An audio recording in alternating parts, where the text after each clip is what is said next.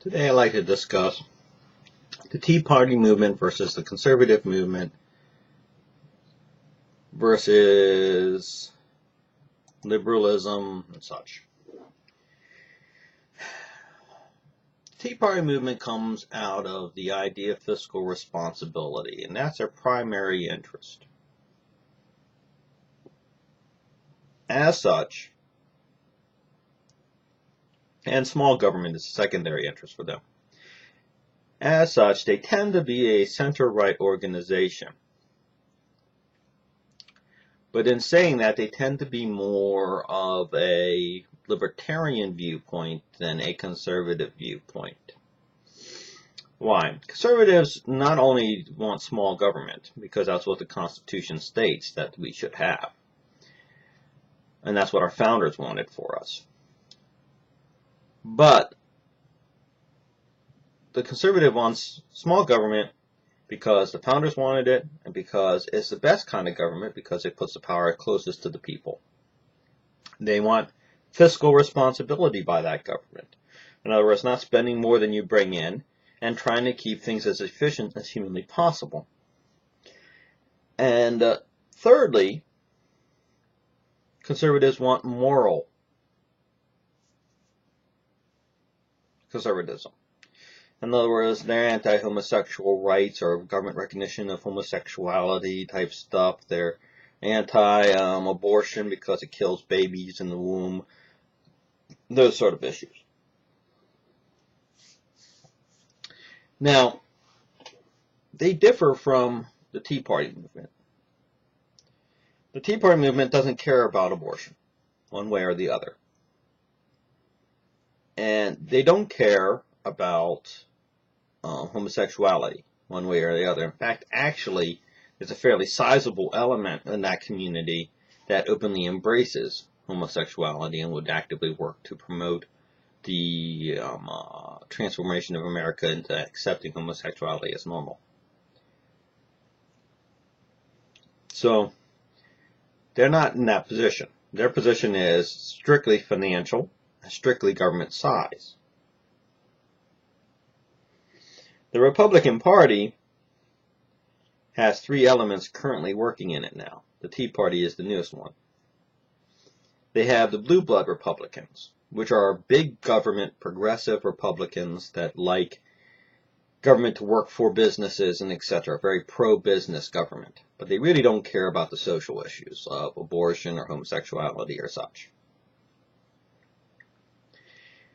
Then you have the conservatives, which are concerned about financial government responsibility, financial responsibility, small government, and social issues. Then you have the new element, which is the libertarian Tea Party movement. And that one is concerned with overspending by the government, size of the government, but do not care about social issues so much. Now, why is it that these three elements can work together? Well, the one that really doesn't fit is actually the blue bloods. But they're running the political party.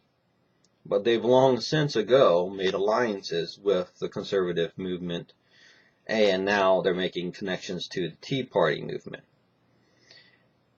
Because they know that there aren't enough progressive Republicans out there to win elections. The progressive movement is largely represented by the Democrat Party, in which they control the entire party. If you're a progressive, chances are you're going to feel more at home in the Democrat Party than you are in the Republican Party. Why? Because the Republican Party, only a small fraction of them are progressives. Now, they're the fraction that are in power, that control the majority of the mechanisms of the Republican Party. But they've been fighting the conservatives over this for ages.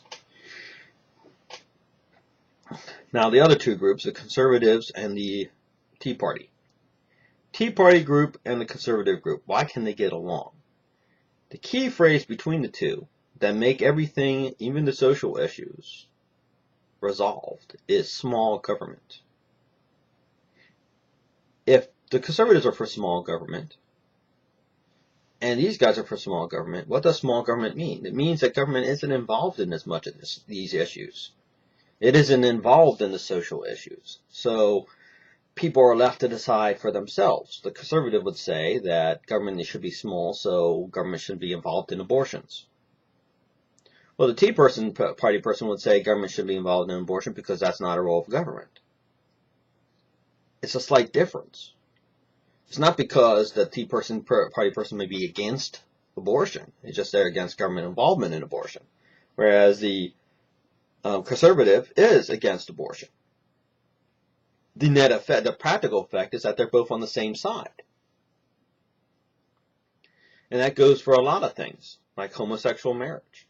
The Tea Party person will probably tell you that government shouldn't be involved in marriage at all. None of the government's business. Conservative says, I don't want homosexual marriage. Net effect. Both basically agree on the result, the goal. Government lack of involvement.